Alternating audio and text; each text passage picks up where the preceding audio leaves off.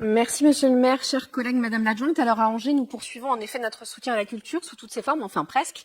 Nous en reparlerons peut-être un jour en ce qui concerne le Festival d'Anjou, mais ce n'est pas le sujet ce soir. Donc nous saluons évidemment la poursuite des partenariats votés dans cette délibération dans quelques minutes.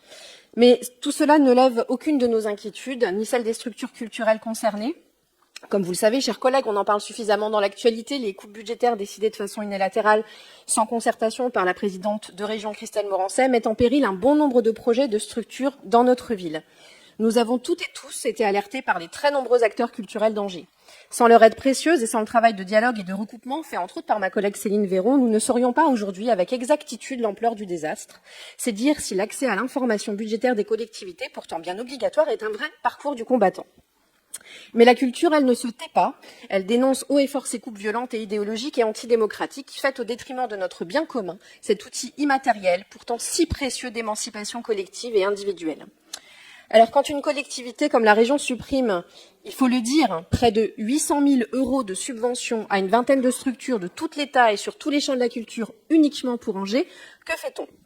Des plus petites compagnies qui perdent quelques milliers d'euros, mais dont l'équilibre financier est mis en péril d'un trait de plume, à d'importantes structures qui verront des emplois supprimés, tout y passe. Ici, c'est le Quai qui perd 188 000 €, le CNDC 133 500, Parole des Lieux 13 000 € et j'en passe. Des dizaines de structures sont touchées. Que penser aussi quand on lit la lettre à la culture de Madame Constance Nebula, élue régionale, mais aussi conseillère municipale et communautaire à Angers, qui proclame dans le même temps son amour de la culture et lui reproche d'être perfusée à l'aide publique. Alors, il n'est pas toujours évident, pour moi et certainement pour d'autres de mes camarades, de rentrer dans le logiciel de pensée d'une collègue de droite, mais j'ai essayé. Malgré tout, j'ai toujours pas compris. Combien d'entreprises industrielles, commerciales, tertiaires dépendent intimement de la commande publique ? Dites-moi, Constance, grâce à l'argent public du territoire intelligent, par exemple, le groupe INEO se porte-t-il bien ? Combien d'intervenants associatifs dépendent intimement de missions de service public que l'État préfère sous-traiter ? Si on considère de manière très pragmatique la culture comme un outil social et économique, il n'y a aucune difficulté à faire ce genre de parallèle. Les acteurs culturels remplissent des missions de service public pour le compte des collectivités et de l'État. Ils participent au projet éducatif d'un territoire. Pire, imaginez, ils participent au rayonnement économique de la ville. On y est tous attachés. Ils attirent des touristes, de nouveaux habitants, des étudiants, permettent de remplir des chambres d'hôtel, des restaurants et les caisses de la ville. Pour notre part, nous croyons et nous tenons au rôle émancipateur de la culture et à la nécessité de le considérer comme un bien commun, fragile, mais qui pourtant solidifie notre pacte social. Mais cette culture, c'est aussi des emplois, des projets collectifs et un impact économique et social considérable pour notre territoire.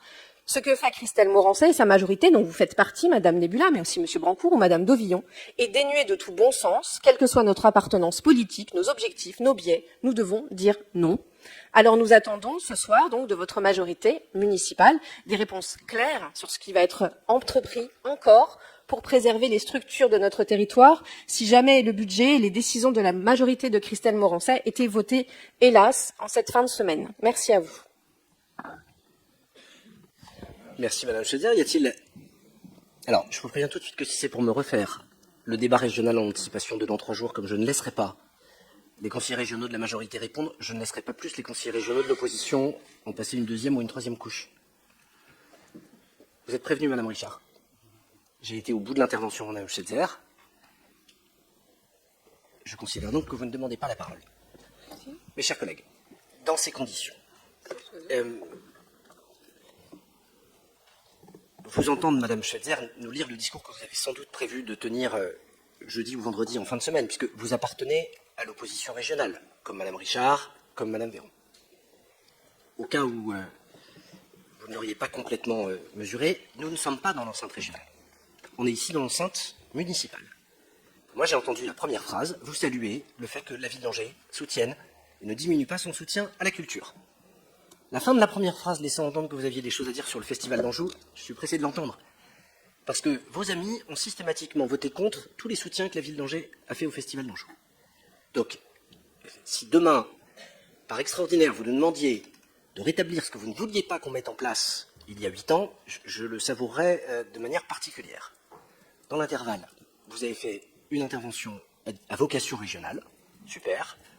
Eh bien écoutez, si vous parlez de la ville depuis l'hémicycle de la région à Nantes en fin de semaine, on aura des occasions à ce moment-là de vous répondre. Pour le reste, il n'est pire sourd que celui qui ne veut entendre. J'ai dit que je me prononcerai quand le budget régional aurait été fait et que ce sujet serait à l'ordre du jour de notre conseil du mois de janvier. Nous n'en sommes pas là. Pour ce soir, la seule question qui vaille, c'est est-ce que, oui ou non, vous soutenez le fait que nous puissions maintenir à minima notre soutien à nos institutions locales.